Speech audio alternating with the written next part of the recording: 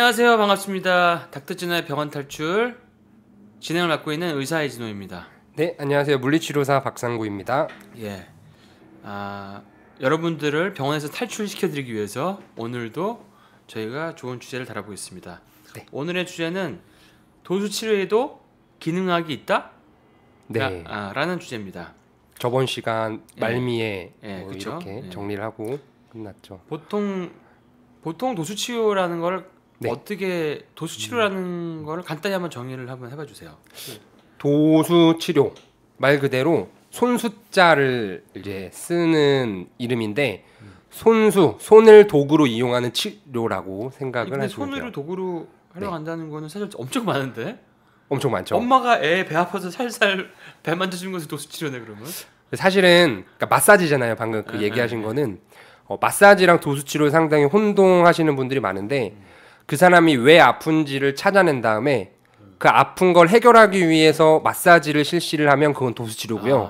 아픈 거랑 의학적인 관계를 전혀 따지지 않고 그냥 마사지만 하면 그거는 그냥 도수치료가 아니라 마사지입니다. 불특정 어떤 뭐 아프고 뭐 그 주변 부위를 그냥 문지르는 거 마사지고 그렇죠. 그거를 이제 의학적으로 과학적으로 원인을 찾아서 해결하기 위해서 손을 대면 그게 도수치료다. 그렇죠. 엄청나게 큰 차이입니다. 그러면 뭐 도수치료 엄청 큰 차이네. 그러면 일단 자격증이 있어야 또 도수치료잖아요. 그렇죠. 그래서 물리치료사 면허증이 있으신 분들만 할 수 있는 게 도수치료라고. 제가 굉장히 되게 재밌게 들은 게 우리가 핸드폰도 1, 2, 3, 4, 5세대가 있듯이 그렇죠. 이 컴퓨터도 옛날에는 컴퓨터가 막 엄청 크고 그랬잖아요. 근데 점점 좀 작아지잖아요. 근데 발전을 하면서 슈퍼컴퓨터 이제 양자 컴퓨터로 이제 가고 있는데 네네. 이 도수치료에도 1, 2, 3, 4대 도수치료가 있다는 걸 내가 알고 되게 재밌었어요. 그렇죠. 그래서 이전 도수치료도 우리가 다른 뭐 핸드폰이 발전되듯이 업그레이드되듯이 계속 발전이 되고 있다라는 사실이 있는데 네네. 이게 뭐 6.25 직후부터 시작해가지고 네네. 한참 새마을운동 할 때 아픈 사람 많을 때 그쵸. 그때 있던 물리치료 도수치료랑 지금 이렇게 뭐 바뀐 거 뭐 이런 도수치료 이게 어떻게 되는지 한번 설명을 해주시면 좋을 것 같아요. 일단 뭐 방금 원장님 설명하신 것처럼 한 4세대에 걸쳐서 도수치료가 발전은 했어요. 근데 뭐 1, 2세대 때는 저희가 뭐 굳이 얘기는 안 하고요. 가장 근래에 있는 3세대, 4세대만 비교를 좀 해드릴게요. 3세대 치료는 보통 그 허리가 아프다. 그러면 허리에 어떤 치료를 하는 방식. 어깨가 아프다. 어깨 치료를 하는 방식. 그래서 아픈 곳을 중점적으로 바라보면서 치료를 하고요. 그 다음에 환자가 그냥 누워만 있어요, 보통. 누워만 있어서 치료사가 행하는 어떤 도수치료를 받기만 하는 식의 치료가 수동적이네요. 수동적인 치료. 그런 게 보통 3세대 때. 그러니까 3세대는 국소적, 수동적. 그쵸. 되게 전문적인 용어로. 국소적, 수동적이면 예를 들어서 허리가 아픈데 엎드려서 위에다 핫팩을 올려놓는다. 그쵸. 고주파를 한다. 이거는 3세대네요. 3세대 치료라고 부르죠. 그렇죠. 네, 아픈 곳만 알겠습니다. 바라보는. 이해가 됐습니다. 그럼 4세대는 뭔가요? 4세대 치료는 이제 방금 말씀한 거에 거의 반대라고 보시면 되는데 허리가 아프다? 허리가 왜 아플까에 대해서 몸의 기능들을 체크를 하고요. 허리가 안 좋은데 이 사람이 뭔가 오른쪽 무릎에 문제가 있어. 그러면 허리가 아프지만 오른쪽 무릎을 치료를 해서 허리와의 연관성을 파악을 하고 오히려 무릎을 치료했는데 허리가 괜찮아져. 이런 식으로 좀 멀리 이렇게 여러 가지 기능들을 다 살피면서 치료하는 거예요. 연결돼 있으니까. 그렇죠. 한 부위가 다른 부위에 기능에 영향을 미치는 건 당연한 건데. 그렇죠. 이건 마치 우리가 그 기능학이랑 비슷하네요. 그렇죠. 그러니까, 오늘의 주제처럼. 그러니까 피부에 예를 들어서 아토피가 있는데 막 장치료하고. 네네. 뭐 오메가 3, 6 밸런스 보고 이런 것처럼 시계 보고 이런 거랑 똑같은 식으로 다른 데 원인을 찾아가지고 보는 게 4세대 도수치료다.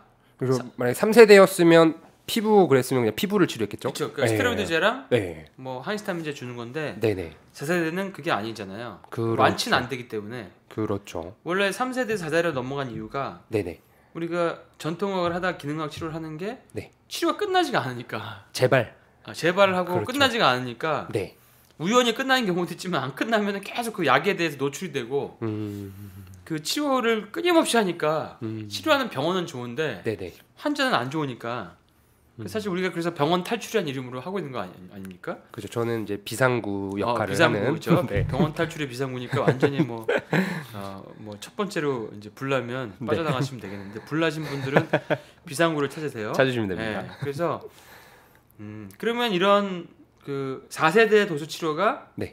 아픈 데를 해결하기 위해서 몸의 다른 쪽의 기능이라든지 다른 부위의 문제를 해결하는 거다. 이런 4세대 도수 치료 이런 게 지금 다른 데서 많이 하고 있나요? 보통은 이제 최신 트렌드가 이런 식으로 이제 4세대 치료를 하게 되는데 아직까지는 그렇게 하는 곳이 사실 많지는 않아요. 외국도 그렇게 많지는 않나요? 외국은 이제 계속 연구하고 발전하면서 최신 트렌드를 따라가는 경향이 많은데 이제 한국에서 공부하시는 분들은 보통 이제 전공 서적으로 공부를 많이 하세요. 전공 서적 같은 경우에는 한 10년치의 이 치료들이 모여가지고 책이 하나씩 나오게 되는데 지금 보고 있는 전공책들은 보통 10년 전의 트렌드입니다. 그래서 최신 트렌드를 따라가지 못하는 그런 게 좀 아쉬운데 그런 책을 보고 공부하신 분들이기 때문에 아쉽게도 3세대 치료를 많이 하고 있죠. 그 굉장히 최신 트렌드의 치료네요. 그리고 그 박 치료사가 그 포 무브먼트의 강사자 창립자라는 네. 얘기를 들었는데 그거에 대해서 간단하게 한번 좀 설명을 해드려도 좋을 것 같은데요. 일단 물리치료사들을 교육하는 단체고요. 포 무브먼트 이름 그대로 이제 움직임을 위한 단체입니다. 그러니까 움직임으로 국민을 위한 단체는 아니고 국민을 위한 그런 단체는 아니고 여성을 위한 단체도 아니고 움직임을 위한 단체네요. 사람의 움직임을 파헤치자 뭐 이런 의미가 있는데 움직임 속에 어떤 기능들이 문제가 됐을 때 통증이 생기는 경우가 상당히 많아요. 그래서 움직임의 기능들을 살펴봐서 통증이 원인되는 것들을 찾고 그걸 해결하는 식으로 최신 트렌드의 치료를 하자라는 목표를 가지고 좀 만든 단체입니다. 사실 저도 만성피로 학회를 사실 꽤 오랫동안 뭐 어떻게 보면 끌고 왔지만 어떤 이렇게 만들어 가지고 한다는 게 보통 쉬운 일이 아닌데 정말 어렵죠. 그걸 어떻게 하다 이렇게 그걸 하게 됐어요? 일단 뭐 가장 영향을 많이 받은 건 아무래도 선배겠죠. 선배가 그런 쪽으로의 많이 길을 이끌어 주신 분이 있어서 제가 처음 접하게 됐고 남들보다는 조금 앞서 나가자는 생각에 계속 이거다 하는 최신 논문의 그런 연구들을 많이 참고해서 연구를 많이 했죠. 이거다 하라고 하는 느낌이 왔었나 보네요. 그렇죠. 왜냐하면 주위를 둘러보면 다 옛날 치료를 하고 있는데 제가 공부한 내용들은 다 달랐거든요. 4세대 치료들은 다 달랐는데 왜 이거를 아무도 누군가 앞장서서 하지 않을까라는 생각을 가지고 처음 시작을 했고 사명감도 있었고 하다 보니까 길이 좀 잘 풀렸습니다. 네. 그래서 이제 최신 트렌드를 많이 찾아서 그런 걸 하게 됐고 그럼 굉장히 험난한 길을 많이 걷게 되는데 사실은 뭔가를 이렇게 만든다는 게 사실은 쉽지가 않거든요. 네. 스티븐 잡스처럼 뭔가를 앞서 나간다는 거 사실 스트레스도 많이 받고 하는데 그래도 옆에서 도와주시는 분들이 많기 때문에 저는 그러니까 저도 이제 남들이 안 가는 길을 갔기 때문에 없는 길을 숲을 갖다가 막 헤치면서 가는 그 에피소드를 많이 들었었죠. 그런 것들이 사실 뭐 다시 하려면 못할 것 같은 그런 게 많이 기억이 나는데요. 하여튼 그 포 무브먼트에서 뭐 제가 궁금해서 한번 물어봤던 거고요. 그러면 그 어떻게 보면은 이게 도수 치료에도 기능학이 있다는 말이 4세대 지금 도수 치료를 얘기하는 거잖아요.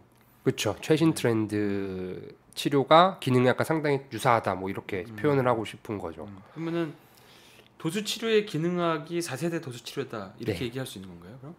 그렇게 표현을 하면 좋을 것 같아요. 그럼 뭔가 일반적인 도수 치료를 받았는데 거기서 해결이 안 되는 분들은 이 3세대에서 4세대로 핸드폰만 바꾸지 마시고 그렇죠. 치료를 옮겨보시는 것도 괜찮겠네요. 업그레이드를 시켜야 됩니다. 그래서 아마 지금 치료를 받고 계신 청취자분들이 계신다면 혹시 나 허리 아프다는데 허리만 자꾸 만지고 다른 데를 살피지 않는 치료라면 꼭 좀 눈을 돌려서 다른 병원도 가보시길 제가 추천을 드리고 싶어요. 아니 제가 이제 하도 앉아서 오래 일을 하는 직업이다 보니까 허리 분절을 누르면 통증이 왔었어요. 그래서 다른 선생님한테 뭐 프롤러 주사도 맞기도 하고 네네. 그랬는데 사실은 원인은 알고 있었죠. 오랫동안 앉아서 일하고 뭐 그쵸. 강의록도 만들고 뭐 저널도 보고 하다 보니까 허리가 좀 아팠는데 사실 지금은 전혀 안 아파졌어요. 네네. 근데 이제 그거는 뭐 약이라든지 주사 치료를 한 건 아니고 렙틴 GX 하면서 그다음에 우리 박치료사가 그때 얘기해 준 거랑 네네. 또 그 우리 박묵기 트레이너가 얘기해 준 거랑 박묵기 트레이너도 같은 이야기를 물리치료하니까 네. 둘 다 박시네. 네. 그래서 그 두 사람의 얘기를 듣고 자세를 좀 교정하고 좀 운동하는 습관을 가졌더니 허리가 이제 안 아프더라고요. 원장님 같은 경우에는 이제 허리가 아프셨는데 오히려 원인은 그 흉추가 원인. 등 척추의 기능이 떨어져 있었죠. 사실 등은 그러니까 생각도 안 했거든요. 이게 아무래도 아픈 곳이 더 집중이 되거든요. 특히 근골격계적인 통증은 아픈 데를 더 집중하게 돼 있습니다. 그래서 보통 그거를 왜 아픈지를 명확하게 찾아주는 사람을 만나면 정말 행운이라고 봐도 좋을 것 같아요. 이게 구조적인 문제가 사실 해당이 안 되는 사람이 없기 때문에 특히 현대 사회고 이제 아이들은 공부를 너무 많이 시켜가지고 구조 문제 생기고 고령화가 되기 때문에 나이가 들면은 뼈가 약해지면서 이 구조적인 문제가 많이 생기기 때문에 그렇죠. 사실 비수술적인 예방을 통해서 건강해지는 건 상당히 중요한 거거든요. 점점 그렇게 굉장히 중요한 거죠. 있죠. 네. 저희가 이제 이런 기능학적인 4세대 도수 치료를 하고 네네. 그걸 통해서 이제 미리미리 예방을 하고 나이가 들어도 그런 관절의 디스크 같은 것도 예방할 수 있고 그렇죠. 그렇게 됐으면 굉장히 이거는 좋은 거네요. 근데 제가 이제 처음 이제 원장님을 만나고 이렇게 도수치료에 대해 이야기를 나눴을 때 원장님이 추구하시는 방향의 기능의학적 도수치료도 있으셨었어요. 아 맞아요. 네, 그거 한번 소개해 주셔도. 그러니까 지금 이제 원래 그 박치료 의사가 해오던 네네.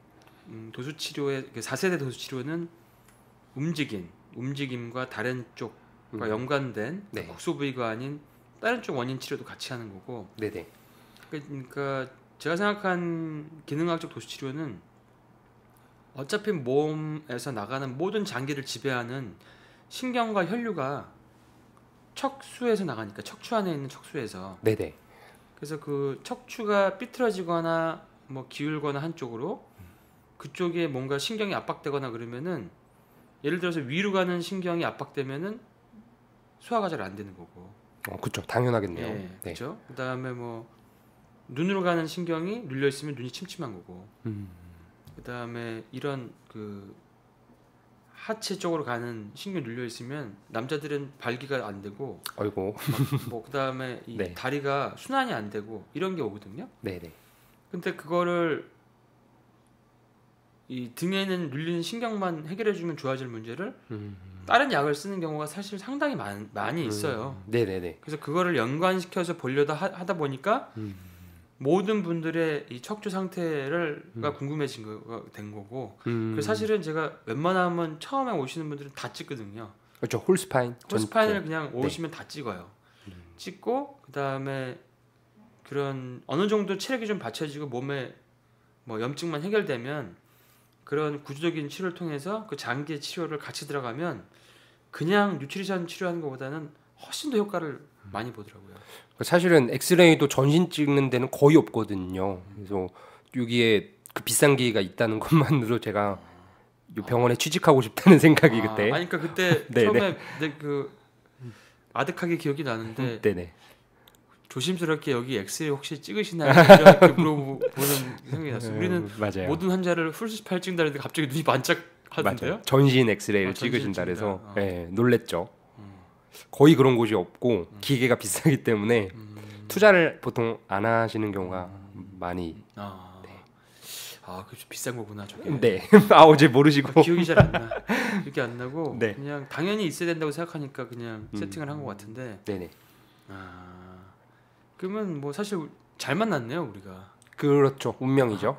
이게 어떤 그 기능학적인 뉴트리션 치료와 기능학적인 도수 치료를 같이 해가지고 거기다가 이 4세대 도수 치료로 이 무브먼트까지 같이 잡으니까 그렇죠.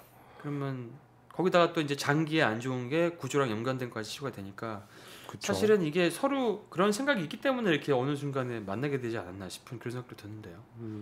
그렇죠. 처음 뭐 만났을 때부터 생각 그때 들었던 생각이 지금까지도 계속 저는 이어지고 있어서 더 뭐 좋은 결과가 많이 나올 거라고 생각합니다. 굉장히 그 이런 4세대 우리 포엠의 창시자이자 네. 4세대 도수치료의 선두를 하고 있는 네. 우리 그 박상무 치료사 덕분에 많은 분들이 지금 좋아지고 있어서 그 굉장히 저는 옆에서 보는 입장에서 굉장히 뭐 보람 있다, 뿌듯하다, 뭐 큰 도움이 된다 이런 느낌이 많이 들어요. 그래서 도수 치료에도 기능학이 있어요. 오늘 제목처럼. 네. 기능학적 도수 치료는 그냥 아픈 데만 치료하는 게 아니라 몸의 기능도 뭐 무브먼트, 움직임도 체크해서 치료하고 그 척추 구조의 회복을 통해서 내 장기의 기능까지 살릴 수 있는 치료 방법이다. 이렇게 이해하시면 별대답합니다. 그래서 왜 내가 피곤해서 병원에 왔는데 홀스파일 찍어야 되냐에 대한 답변이 이걸로 된 것 같습니다. 네. 자, 그러면은 오늘 또 얘기해 주시냐고 수고 많으셨고, 오늘 들으시는 많은 분들 다들 건강하세요. 네, 많이 준비해서 찾아뵙겠습니다. 네, 다음에 또 뵙겠습니다. 네. 예.